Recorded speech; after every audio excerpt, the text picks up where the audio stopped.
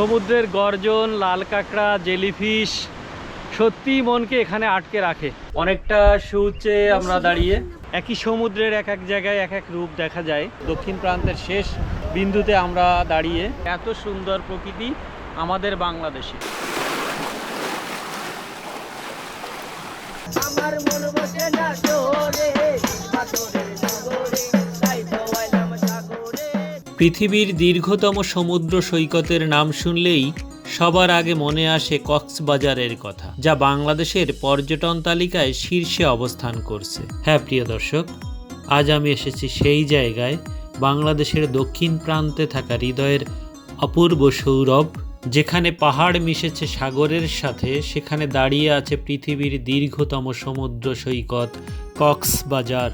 আজকের ভিডিওতে আপনাদের দেখাবো মাত্র 2 দিনে পৃথিবীর দীর্ঘতম সমুদ্র সৈকত এবং পৃথিবীর সর্ববৃহৎ মেরিন ড্রাইভ হয়ে সবগুলো স্পট কিভাবে খুব সহজে ঘোরা যায়। তাহলে আর কালক্ষেপণ না করে আজকের ভিডিও শুরু করা যাক।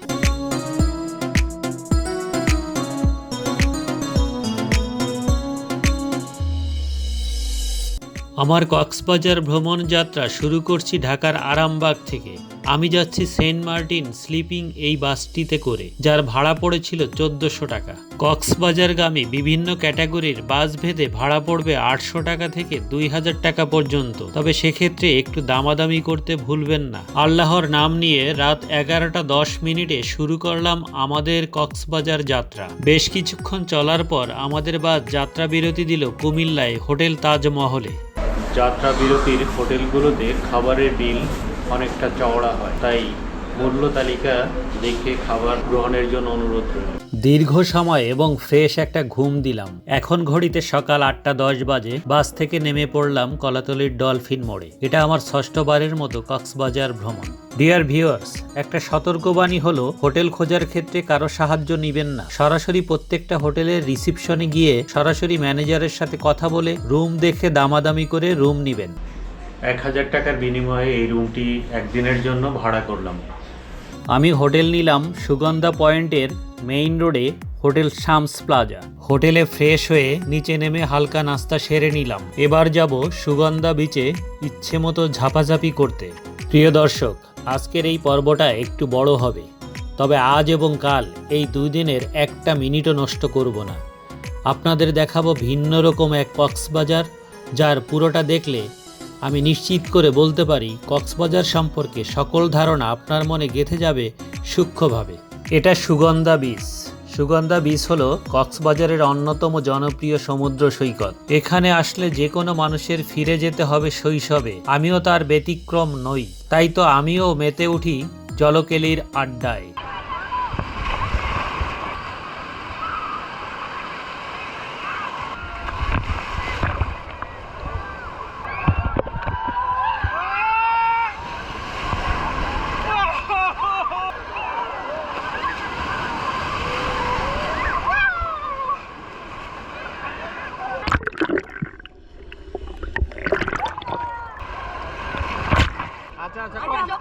কখন আসছো? এটা আমরা আজকে মানে কি সকালে যাচ্ছি। এটা আমার ভাইদেরকে আজকে লোক পাইছি। এটা দেখেন আমার ভাই কথাগুলো মানে কি ভিডিও করে টাকা কামাচ্ছে।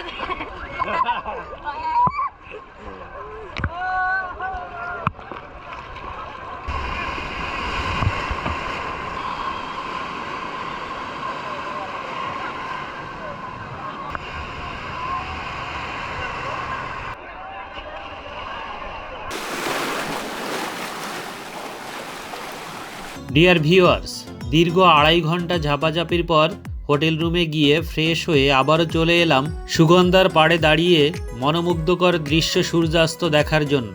যতগুলো বিচ পয়েন্ট রয়েছে, এই সুগন্ধা বিচ সবথেকে জনপ্রিয় এবং সবথেকে বেশি পর্যটকদের আগমন এখানেই বেশি হয়ে থাকে।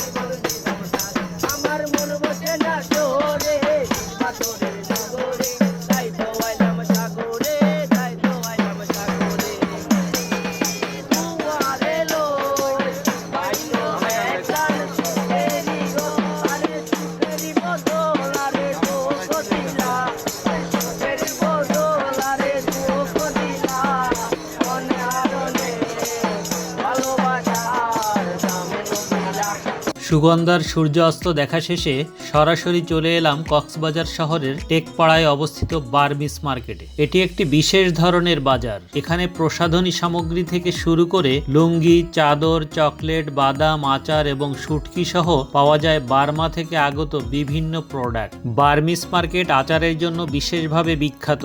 মিয়ানমার থেকে আসা হরেক রকমের আচার এখানে পাওয়া যায়।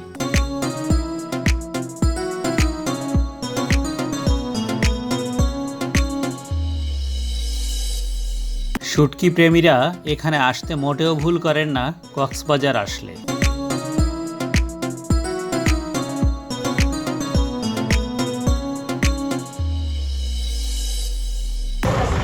এটা কি মাছ? সুরমা। সুরমা মাছ। আর এটা হচ্ছে এটা কোরাল মাছ। কোরাল। আচ্ছা, আচ্ছা। এই পাশে সবগুলো কি কোরাল? সবগুলো কোরাল। কক্সবাজার আসবো আর সামুদ্রিক মাছের বারবিকিউ এবং সামুদ্রিক ক্র্যাবের ফ্রাই খাবো না তা তো হতে পারে না। তাই তো অনেকক্ষণ ঘুরে বাছাই করলাম এই দুটোকে, একটা বড় সাইজের ক্র্যাব এবং অন্যটা স্যামন ফিশ। এই দুটোই ছিল আমার আজকের ডিনার, যা শেষ করে হোটেল রুমে গিয়ে ঘুমিয়ে পড়লাম।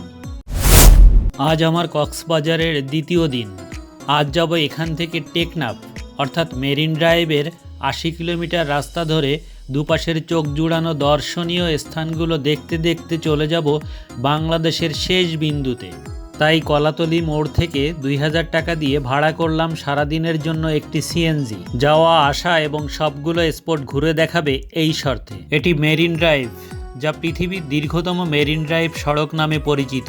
মেরিন ড্রাইভ সড়ক বলতে সাধারণত সমুদ্রের পাশ দিয়ে নির্মিত কোনো সড়ককে বোঝায়। মেরিন ড্রাইভের উপর দিয়ে যেতে যেতে দেখা মিলবে অনেকগুলো পর্যটন কেন্দ্র। তার মধ্যে যে প্রথম স্পটটি দেখব সেটি হচ্ছে দরিয়ানগর। দরিয়ানগর পর্যটন কেন্দ্রটি হচ্ছে পাহাড়, সমুদ্র আর সূর্যের অপূর্ব মিলনস্থল। কলাতলির মোড় থেকে মাত্র 4 কিলোমিটার পূর্ব দিকে আসলেই দেখা মিলবে প্যারাসেইলিংয়ের জন্য বিখ্যাত এই দরিয়ানগর।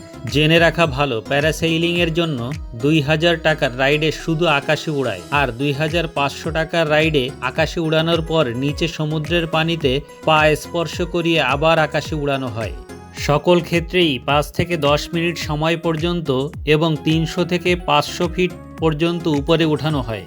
যাদের হাইট ফোবিয়া এবং যারা পানিতে সাঁতার কাটতে জানেন না তাদেরকে এই প্যারাসেইলিংয়ের রাইডের ক্ষেত্রে নিরুৎসাহিত করছি।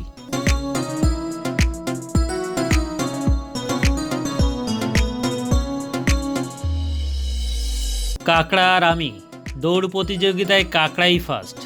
কোনোভাবেই পারলাম না ওদের সাথে দৌড়ে।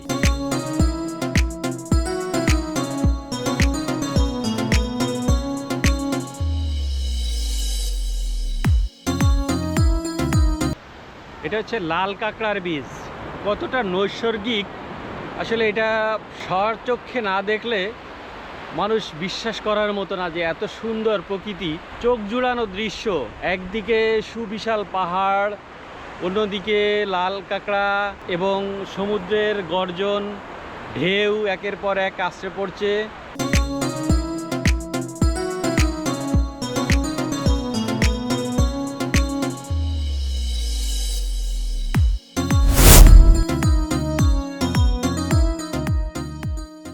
তোমার বাসা কোথায়?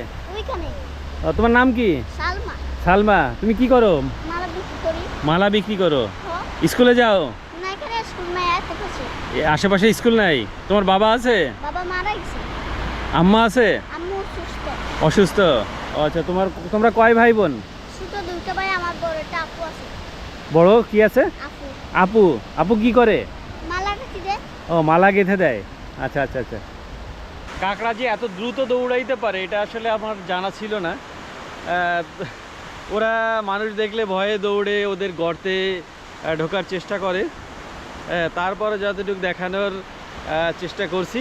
প্রিয় দর্শক, এখানে বেশ নিরিবিলি জায়গা। তা একটা ছোট্ট মেয়ে এখানে মালা বিক্রি করতেছে। ও দুইটা কাঁকড়াও ধরছে।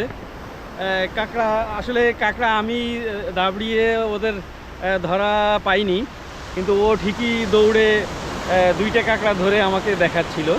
তা সামনে যাচ্ছি, কিছু জেলি ফিশ দেখা যাচ্ছে দূর থেকে। তুমি একটা জেলিফিশ ধরো তো।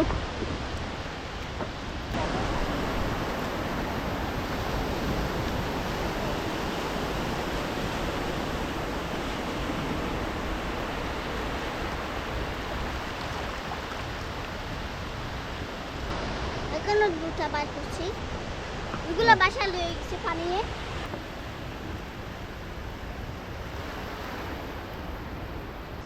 প্রিয় দর্শক, প্রচুর রোদ, তারপরও আসলে মানে এখান থেকে মানে যেতে মনই চায় না।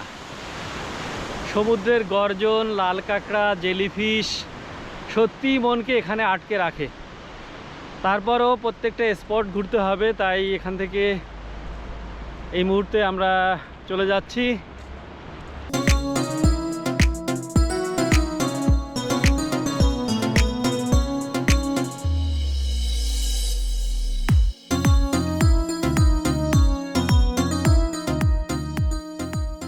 কলাতলির মোড় থেকে মেরিন ড্রাইভ হয়ে যেতে যেতে প্রায় 12 কিলোমিটার পরে আমাদের সামনে হিমছড়ি। এটি মূলত একটি পাহাড়ি এলাকা, যেখানে সমুদ্র সৈকতের পাশেই পাহাড় দেখা যায় এবং এখানে প্রাকৃতিক ঝর্ণাও রয়েছে।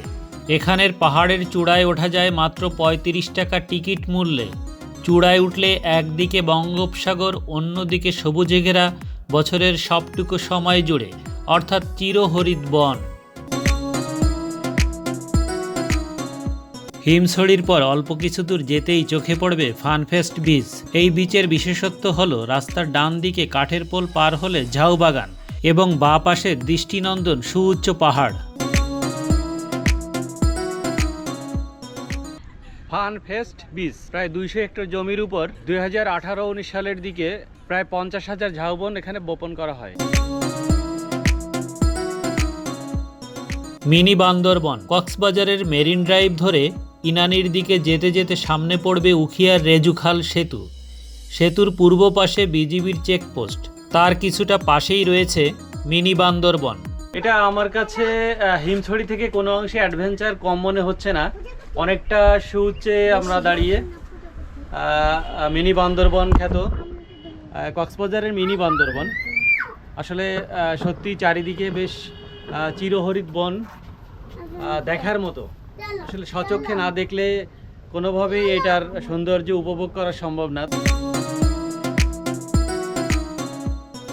এই মুহূর্তে পার হচ্ছি উখিয়ার রেজুখাল সেতু।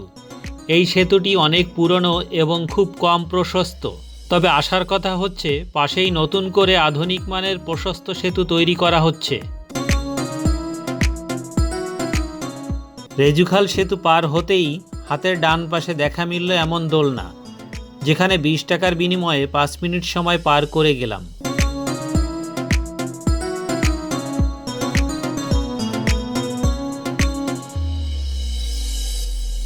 ইনানি সমুদ্র সৈকত বঙ্গোপসাগরের একটি উপকূলভূমি, যা 20 শতাব্দীর শেষ দিকে একটি পর্যটন কেন্দ্রে পরিণত হয়। কক্সবাজার শহর থেকে 27 কিলোমিটার দক্ষিণে অবস্থিত প্রবাল গঠিত এই ইনানি বিচ। পশ্চিমে সমুদ্র আর পূর্বে পাহাড়ের এই অপূর্ব জায়গাটি বাংলাদেশের অন্যতম একটি পর্যটন আকর্ষণ, যা ইনানি বিচ নামে পর্যটকের কাছে সুখ্যাতি অর্জন করেছে।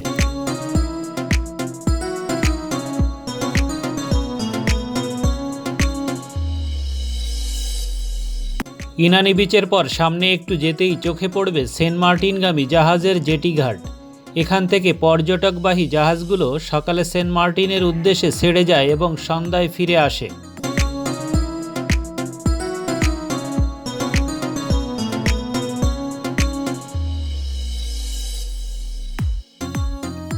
নৌবাহিনীর জেটিঘাটের পরই পেয়ে যাব Patuar Tek sea beach. Dear viewers, এখানে একটু ধারাবাহিকতার ব্যত্যয় ঘটাবো, অর্থাৎ এই পাটুয়ার টেক সি বিচকে আমরা ফেরার পথে অর্থাৎ সবশেষে এবং সূর্যাস্তের সাক্ষী রাখব, তাই শেষ পর্যন্ত সাথে থাকার অনুরোধ রইল।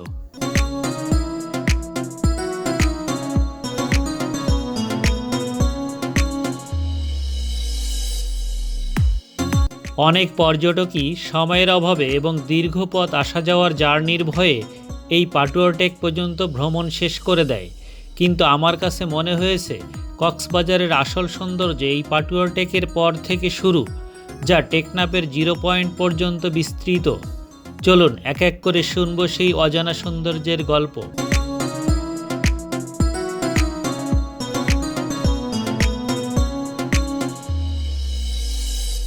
দর্শক দেখতে পাচ্ছেন রাস্তার পাশে লবণ চাষের দৃশ্য। কক্সবাজারে লবণ চাষ করা হয়, যা বাংলাদেশের মোট লবণ উৎপাদনের প্রায় 90% পূরণ করে। ডিসেম্বর থেকে মে মাস পর্যন্ত শুষ্ক মৌসুমে সমুদ্রের লোনা পানি এই প্লটগুলোতে জমা করা হয় এবং পরে সূর্যের তাপে সেই পানি বাষ্পীভূত হয়ে গেলে লবণ মাটিতে রয়ে যায়, কারণ লবণ বাষ্পীভূত হতে পারে না। তখন এই অপরিশোধিত লবণ সংগ্রহ করে পরিশোধনের জন্য মিলগুলোতে পাঠানো হয়। এভাবেই তৈরি হয় আমাদের দেশের লবণ সম্পদ।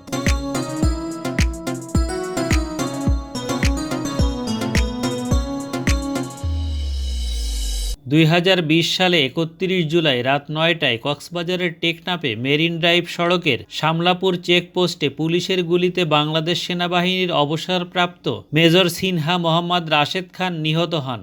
এই হত্যাকাণ্ড বাংলাদেশে ব্যাপক সমালোচনার সৃষ্টি হয়েছিল, তারই স্মরণে এই স্মৃতিফলক। আমরা কক্সবাজারের একটা পয়েন্টে, যেটাকে ঝিনুক বীচ বলা হয়, প্রচুর ঝিনুক। এখানে কিছু লোকজন, মহিলা, বাচ্চা, এরা ঝিনুক টকাচ্ছে। এখান থেকে সংগ্রহ করে এরা বিক্রি করবে। প্রচুর ঝিনুক দেখতে পাচ্ছেন, প্রচুর ঝিনুক।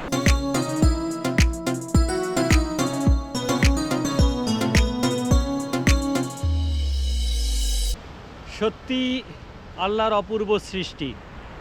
একই সমুদ্রের এক এক জায়গায় এক এক রূপ দেখা যায়। কোথাও ঝিনুক, কোথাও প্রবাল পাথর, কোথাও বীজ, কোথাও ঢেউ বেশি, কোথাও কম। একটাই সমুদ্র, অথচ কত বিচিত্র রকমের এর চরিত্র। কি বিক্রি করবা? কয় টাকা? পাহাড়ের নিচে? আচ্ছা, পাহাড়ের ওই পাশে কারা থাকে? রোহিঙ্গারা থাকে? আচ্ছা আচ্ছা, তুমি কি বাংলাদেশি না রোহিঙ্গাদের? বাংলাদেশি। তোমার নাম কি? সালমা।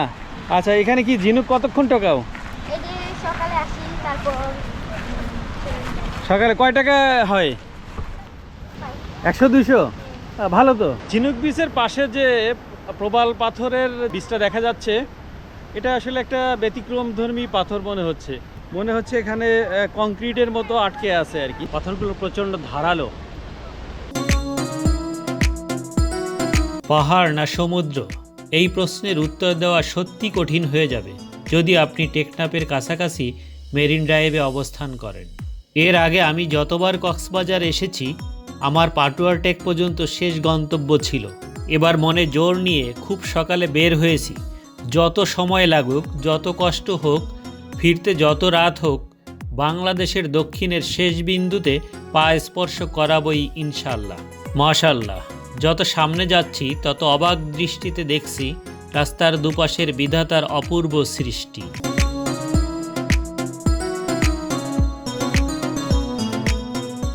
সাম্পান নৌকা, এটি কক্সবাজার উপকূলের একটি পুরনো ঐতিহ্যবাহী নৌকা, যা জেলে ও ব্যবসায়ীরা ব্যবহার করেন।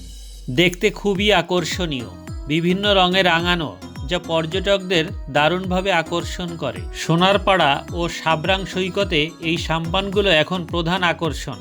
সাম্পানটাকে নদীতে নামানোর চেষ্টা করা হচ্ছে। কি অপরূপ দৃশ্য! সাম্পানগুলো রাস্তার উপর সারিবদ্ধভাবে সাজানো।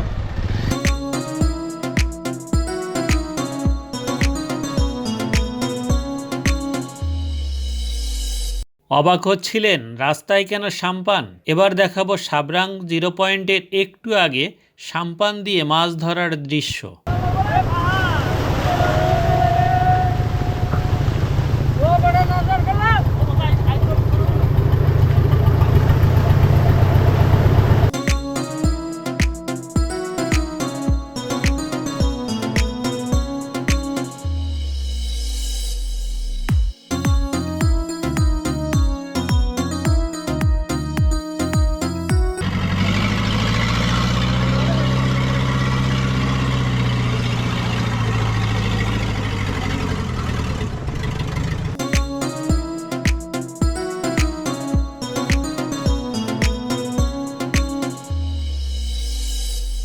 টেকনাফের এই স্থানটিকে সাবরাং জিরো পয়েন্ট বলা হয়। সাবরাং জিরো পয়েন্ট হল বাংলাদেশের মূল ভূখণ্ডের সর্বদক্ষিণ প্রান্ত। এটি কক্সবাজার জেলার টেকনাফ উপজেলায় অবস্থিত এবং মেরিন ড্রাইভ সড়কের শেষ বিন্দু। আমরা এই মুহূর্তে আছি সাবরাং জিরো পয়েন্টে, অর্থাৎ টেকনাফ জিরো পয়েন্ট। বাংলার দক্ষিণে আর কোনো ভূমি বা কোনো জায়গা অবশিষ্ট নেই। দক্ষিণ প্রান্তের শেষ বিন্দুতে আমরা দাঁড়িয়ে, আসলে একটা রোমাঞ্চকর জায়গা।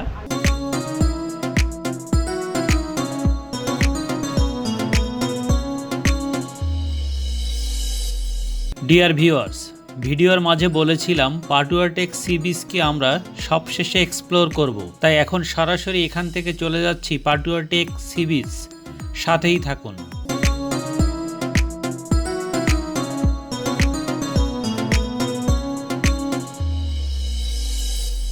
আমি এই মুহূর্তে অবস্থান করছি পাটুয়া টেক। পাটুয়া টেকের আসল বৈশিষ্ট্য হলো একদিকে প্রবাল পাথর, অন্য পাশে বলয় জুড়ে পাহাড়ের বিস্তৃতি। এখানকার নৈসর্গিক দৃশ্যের টানে কখন যে সময় পার হয়ে যাবে টেরই পাওয়া যাবে না। কক্সবাজারের সূর্যাস্ত দেখতে খুবই মনোমুগ্ধকর। বিশ্বের দীর্ঘতম প্রাকৃতিক সমুদ্র সৈকত হওয়ায় এখানে দিগন্ত জুড়ে সূর্যের লাল আভা সাগরের পানিতে মিশে এক অপূর্ব দৃশ্য তৈরি করছে।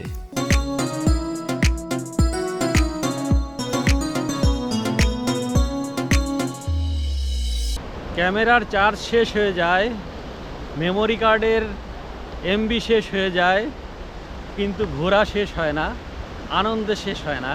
এমনই একটা জায়গা কক্সবাজার। সত্যি এক অসাধারণ এক জায়গা, যেটা স্বচক্ষে না দেখলে কোনোভাবেই বিশ্বাস করা সম্ভব না যে এত সুন্দর প্রকৃতি আমাদের বাংলাদেশে।